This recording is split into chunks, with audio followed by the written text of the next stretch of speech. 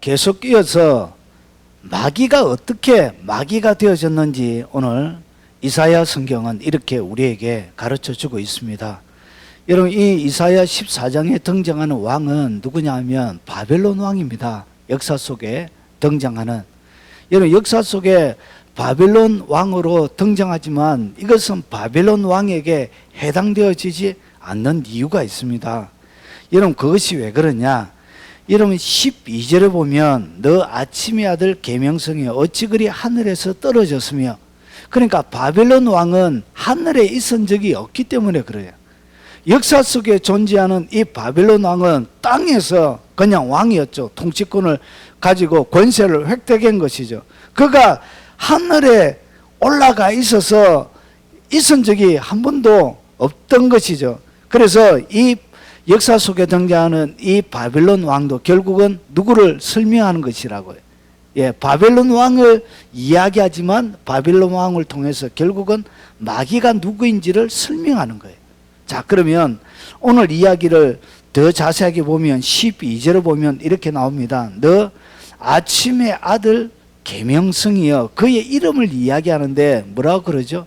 아침의 아들이라고 이야기하죠. 계명성. 킹 제임스 버전 이 번역을 잘못했다고 제가 말씀을 드렸습니다. 그래서 아침에 이 깜깜한 밤에 빛나는 이 계명성은 금성을 이야기합니다. 아침 깜깜한 밤하늘 동쪽에 뜨는 샛별, 우리가 부르는 새벽별 부르는 그 금성을 이야기하는데, 이 마귀가 깜깜한 밤에도 아침에 밝은 햇빛을 내는 그런 금성과 같은 그런 존귀한 존재로 만들어진 것을 이야기합니다. 그래서 너 아침의 아들 계명성이 어찌 그리 하늘에서 떨어졌으며, 그러면 하늘에서 떨어졌다는 것은 그가 하늘 가운데서 일정한 지위를 가지고 이 하늘 위에 샛별처럼 빛나는 존재로 어두운 가운데도 밝게 찬란하게 빛나는 하나님이 만드신 영적 세계의 최고의 창조물이었음에도 불구하고 그가 어떻게 되어지냐? 타락함을 통하여서 하늘에 떨어졌다고 우리에게 그렇게 가르쳐 주고 있습니다. 그래서 하늘에 떨어졌다.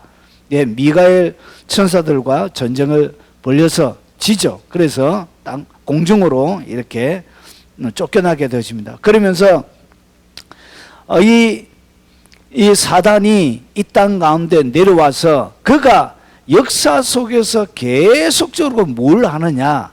역사 속에서 시대는 계속 바뀌어요. 아수르 나라가 멸망하고 또 그 다음에 다른 바빌론 나라가 일어나고, 바빌론 나라가 멸망하고 나서 메데파사가 일어나고, 그리고 또 페르시아가 일어나고, 헬라가 일어나고, 로마가 일어나고, 역사 속에서 수많은 나라가 계속적으로 나라가 계속 바뀌지만 그들이 어떻게 했냐? 열국을 엎었다는 것이죠. 끊임없이 역사 속에서 나라를 계속적으로 그들이 뭐했냐? 엎은 자라는 것이죠. 그래서 열국을 엎었던 그런 능력이 있는, 권세 있는 그런 자였지만 어떻게 했냐? 어찌 그리 땅에 찍혔는 것, 땅 아래에 찍히게 되어져 있는, 쫓겨나는 그런 일이 벌어진 것입니다. 여러분, 이 마귀가 역사 속에서 계속적으로 하고 있는 일이 뭐냐? 열국을 엎는 것입니다. 이 열국을 엎는 이 일들이 언제까지 가냐? 마지막 요한계시록까지 이렇게 열국을 엎는 일들을 계속적으로 하게 되어지는 것입니다. 여러분, 요한계시록 17장에 보면 뭐가 나오냐? 음녀의 멸망에 대하여 나옵니다. 그런데 이 음녀가 뭘 타고 있냐? 머리가 7인 붉은 용을 타고 있습니다. 이 붉은 용을 타고 있는 이 음녀와 이 붉은 용이 어떻게 했냐? 역사 속에서 역사를 지배하고 왔다는 것이죠. 그래서 이 음녀와 이 붉은 용이 어떻게 했냐? 끊임없이 계속적으로 역사 속에서 그들의 지배권, 주도권을 가지고 이 세상을 통제하고 왔다는 것이죠. 그래서 역사 속에 역사를 이끌어오고 역사 속에서 마귀의 가장 강력한 두 세력이 바로 이 7 용과 바로 이 음녀인데, 이 음녀와 일곱 용을 어떻게 하냐? 하나님께서 마지막 날 요한계시록에 이렇게 일곱 대접을 통하여서 완전히 멸망을 시키는 것입니다. 그래서 요한계시록 17장에는 음녀의 멸망에 대하여 자세하게 소개되어지고, 그리고 요한계시록 18장에는 바벨론, 그 시대에 있던 이 바벨론, 마지막 이 지구상에서 인간이 만들어낸 가장 최고의 나라, 그 바벨론의 멸망에 대하여 기록이 되어져 있고, 그리고 그 멸망과 동시다발적으로 누가 오시냐? 바로 예수 그리스도께서 요한계시록 17장에 재림을 하게 되어지는 것입니다. 자, 그러면 역사 속에서 이 열국을 계속적으로 엎어왔던 이 사단이 뭘 했냐? 결국은 일곱 종과 음녀를 통해서 세상을 통제해 왔는데, 이 일곱 용은 뭐냐면 정치를 이야기합니다. 정치. 그래서 나라, 정치, 이 정치를 꽉 부여잡고 그 시대의 통치자들을 딱 부여잡고 뭐 하고 있죠? 마귀가 통제하는 그런 마귀의 나라를 만들어가는 것입니다. 그래서 전 세계 역사 가운데 가장 마귀의 나라를 잘 보여주는 나라, 마귀가 통제하고 다스리고 있는 그런 모습을 잘 보여주는 나라가 북한이죠. 북한처럼 이렇게 정치를 통해서 모든 사람들을 억압하고, 그리고 자기의 정치 권력을 지키기 위하여 백성들을 위하여 백성들을 잘 살게 하고 행복하게 해주는 것이 정치인데, 백성들을 억압하고 그 권력을 유지하기 위하여 생명을 무참하게 빼앗는 그런 일들을 역사 속에서 사단이 계속 해온 것입니다. 그래서 이 일곱 용, 이것은 뭘 얘기하냐? 정치를 이야기하고, 그리고 일곱 용이 뭘 태우고 있냐? 음녀를 태우고 있죠. 그래서 일곱 용이 늘 등에 뭘 얻고 가냐? 음녀를 얻고 가는 거예요. 이 음녀를 얻고 가는데, 이 음녀는 뭘 얘기하냐? 종교를 얘기합니다. 종교. 그래서 이 종교를 통해서 어떻게 하냐? 모든 사람들을 가장 효과적으로 통제하고 다스리고 지배해 왔던 것입니다. 그래서 마지막에는 뭐가 일어나냐? 결국은 종교 통합이 될 수밖에 없습니다. 우리가 반대한다고 해서 이것이 안 되는 것이 아니라, 제일 마지막에는 결국은 종교가 통합되어지고, 그 종교 통합 가운데서 마지막 전쟁, 이스라엘 나라가 회복되어졌죠. 이제 마지막 아마케톤 전쟁을 통해서 예수님 재림하기 전에 이 예루살렘을 포위해서 완전히 하나님의 통치가 있는 그 나라를 무너뜨리게 되어질 때, 보세요, 마지막 여섯 번째 대접의 내용입니다. 이것이 뭐냐? 또 여섯째 천사가 그 대접을 큰 강 유브라다의 소돔에 강물이 말라서 동방에서 오는 왕들의 길이 예비되었더라. 또 내가 봄에 개구리 같은 새 더러운 영이, 그러니까 개구리와 같은, 개구리는 언제 울음소리를 내죠? 낮에는 소리 안 내고 깜깜한 밤에 소리가 나죠. 개굴개굴. 그래서 여름밤에 잠도 잘 자지 못하게, 제가 방학 때가 되어지면 시골 고모집에 놀러 갔습니다. 거기 보면 밤마다 저녁에 자지 못하는 개구리들이 개굴개굴 이렇게 합니다. 그랬던 기억이 납니다. 그처럼 개구리와 같은, 그러니까 밤에만 은밀하게 깜깜한 데서 몰래 은밀하게 일을 한다는 것을 이렇게 보여주는 것이죠. 개구리와 같은 세 개의 더러운 영이 있는데, 그것이 뭐냐? 결국은 용의 입, 그리고 짐승의 입, 그리고 거짓 선지자의 입에서 나오니, 이 용이 뭐죠? 이 용은 정치를 이야기하죠. 그리고 짐승은 누구를 얘기하죠? 적그리스도를 이야기합니다. 적그리스도, 마지막 때에 있을. 그리고 거짓 선지자들이 누구죠? 종교죠, 종교. 그 시대를 지배하고 있는 거짓 선지자들의 입에서 뭐하냐? 그들은 귀신의 영이라. 결국은 이 종교, 정치, 여기에 뭐가 있다고요? 이 귀신의 영이 흐르고 있다는 것이죠. 여러분, 미국이 무조건 좋은 것이 아니에요. 여러분, 착각하면 안 돼요. 여러분, 그 속에서 미국이 하는 마오르 통치, 보십시오. 대한민국을 위해서 아닙니다. 그들은 자기의 나라, 결국은 마귀의 통치가 완벽하게 이루어지기 위하여 그렇게 통치가 되어져 갈 것입니다. 여러분, 그래서 그 속에, 통치 속에, 종교 속에 그리고 정치 속에 뭐가 있냐? 귀신의 영이 흐르고 있다고 오늘 성경은 우리에게 가르쳐주고 있습니다. 그래서 그들은 귀신의 영이라 이적을 행하여 온 천하 왕들에게 가서 하나님 곧 전능하신 이의 큰 날에 있을 전쟁을 위하여 그들을 모으더라. 그러나 이것이 마지막 7번째 대접 때 일어날 하나님 나라의 큰 나라에 있는 그 전쟁, 그것이 아마케톤 전쟁이죠. 그래서 마지막 7번째 대접 다음에 예수님께서 재림을 하시게 되어지는 것입니다. 이렇게 해서 결국은 어떻게 하냐? 인간이 만들어냈던 하나님 없이도 잘 살게 만들려고 했던 그 가장 완벽한 나라, 바빌론 나라층과 같은 그 나라가 어떻게 하냐? 주님께서 베드로에게 예언으로 말씀하셨던 것처럼 불로 이렇게 심판하게 되어지는 것입니다. 그래서 마귀들은 어떻게 하냐? 여러분, 나라가 형성되어지고 나서 그 뒤에부터 바벨탑부터 해서 계속적으로 나라가 형성되어지고 만들어지고 그 긴 역사 과정들 가운데서 끊임없이 나라가 나라를 뒤집어 엎는 그런 일들을 계속적으로 행한 것입니다. 그런데 하나님의 나라, 여러분, 하나님 나라 다윗의 왕국은 이방 나라에 대하여 뭐 하지 못했죠?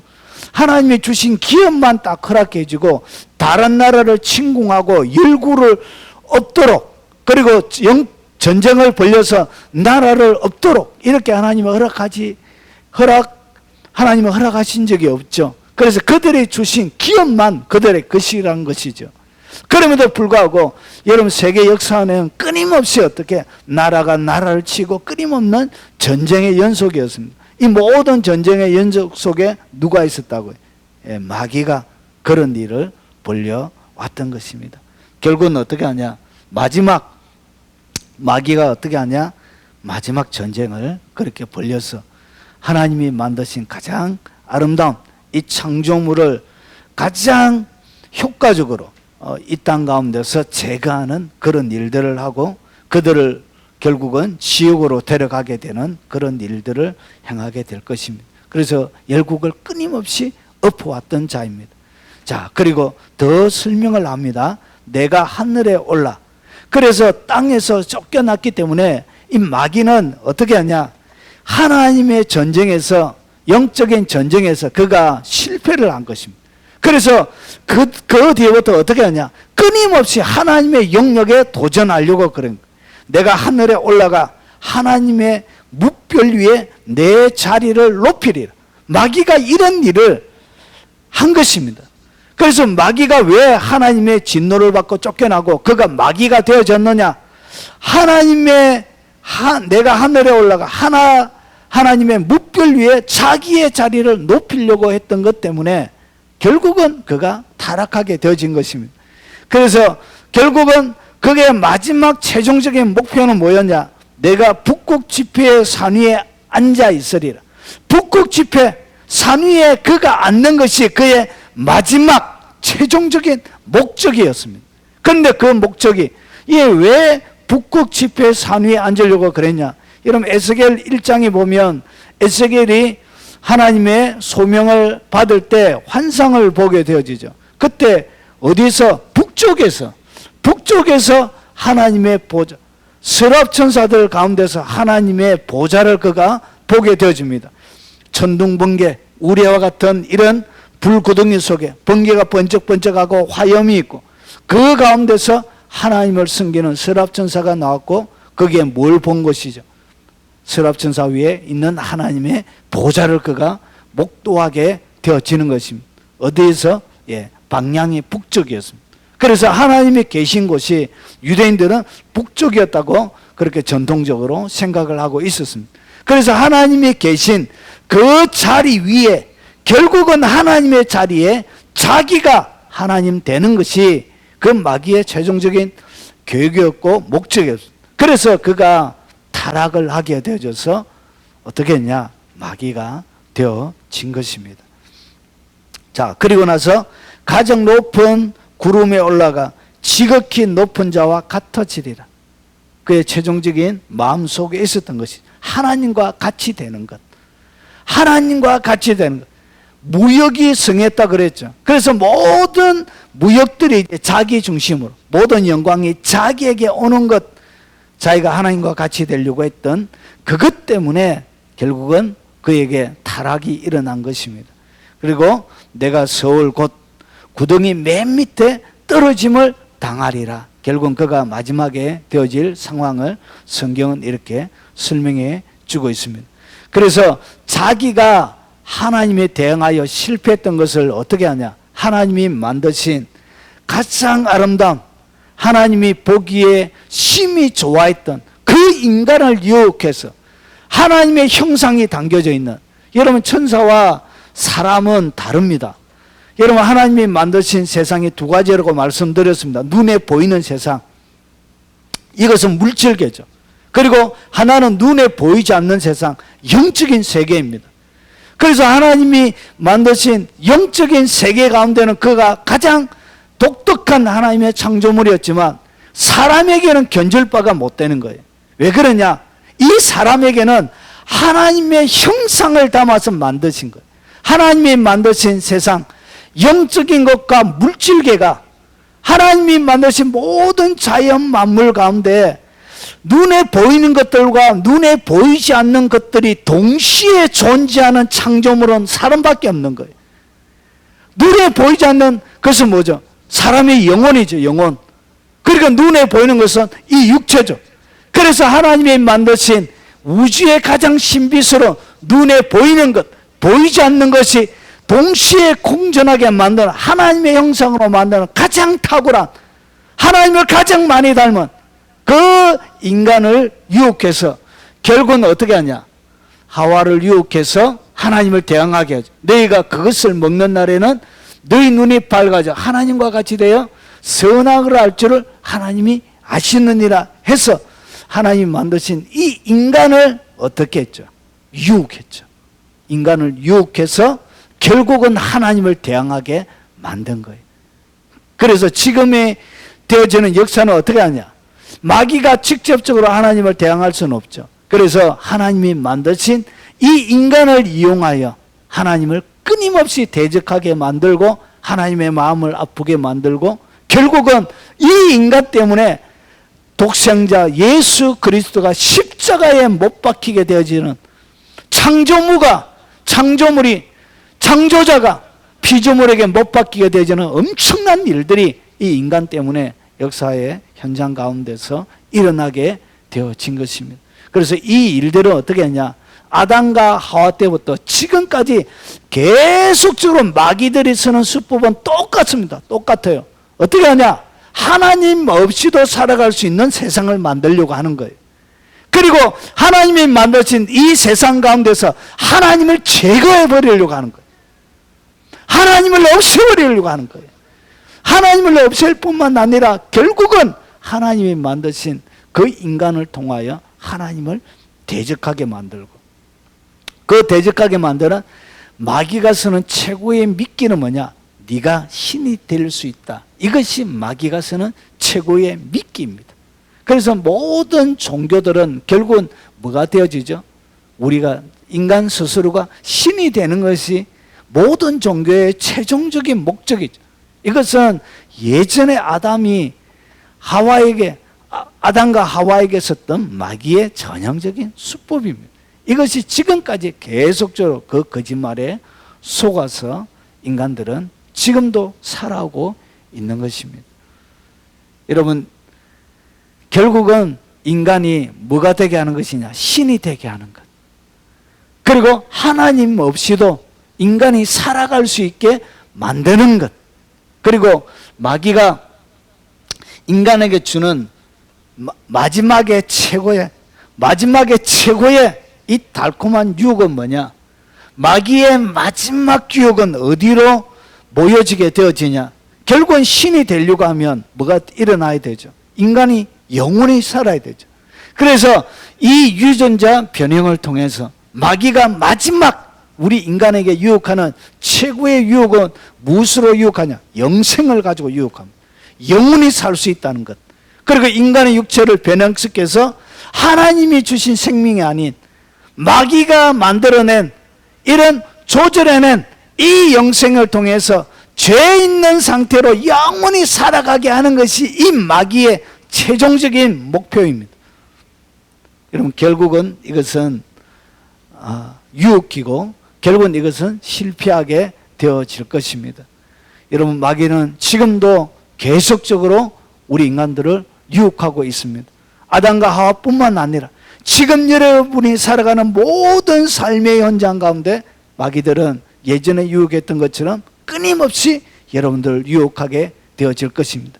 그래서 사도 바울은, 베드로는, 여러 하나님의 사람들은 뭘 입어라? 지금이 전쟁터이기 때문에 전신갑주를 입어라! 그렇게 말하고 있는 것입니다. 어떻게 전신갑주를 입냐? 하나님의 말씀과 기도를 통하여, 끊임없이 그분과의 친밀한 관계를 통하여 여러분이 전신갑주를 입고 여러분이 남아있는 이 삶이 지금까지는 마귀에게 기쁨을 주고 승리를 주고 마귀에게 환호성을 주는 그런 삶이었다면 이제는 하나님의 의의 병기가 되어 마귀에게 두려움을 주고 마귀를 골머리 썩게 만들고 마귀에게 치명적인 상처를 입히는 하나님의 강력한 용사들이 다 되시기를 주의 이름으로 축원합니다.